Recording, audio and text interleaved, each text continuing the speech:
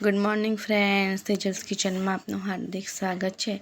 तो आज આપણે લીલી મકાઈનો ચીવડો બનાવવાનો છે। તો અમેરિકન મકાઈ લેવાની છે। તો અત્યારે ચોમાસાની સિઝન ચાલી રહી છે, મકાઈ પણ એકદમ સરસ મળી રહી છે અને મકાઈ બાફેલી ખાવાની પણ ખૂબ જ મજા આવે। તો મકાઈની જુદી જુદી રીતની વાનગીઓ બનતી હોય છે। તો આજે આપણે લીલી અમેરિકન મકાઈનો ચીવડો બનાવવાના છે। તો મકાઈને આ રીતે એકદમ ફ્રેશ જ લેવાની છે અને સારી રીતે એને છોલી લેવાની છે।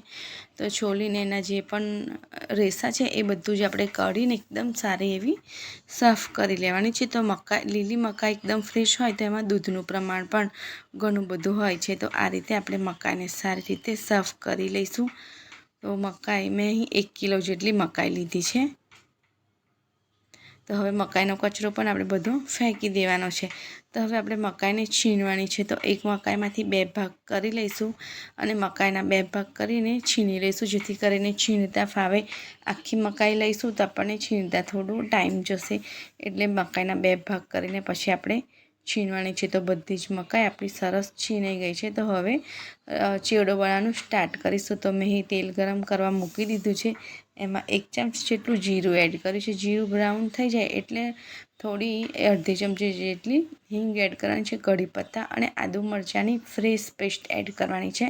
બનાવેલી પેસ્ટને આપણે તરત જ બનાવીને પેસ્ટ એડ કરવાની છે અને સારી રીતે 1-2 મિનિટ માટે સાંતળી લેવાની છે। અને પછી જે પણ મકાઈનું છીણ આપણે રેડી કર્યું હતું એને એડ કરી દેવાનું છે અને સારી રીતે બધું મિક્સ કરી લેવાનું છે। તો વચ્ચે વચ્ચે હલાવતા જવાનું છે અને એકદમ મીડિયમ ફ્લેમ પર આપણે ચેવડો બનાવવાનો છે। તો અહીં રૂટીન મસાલા એડ કરીશું, જેમ કે હળદર પાવડર, ધાણા જીરું પાવડર અને સ્વાદ અનુસાર મીઠું એડ કરીશું।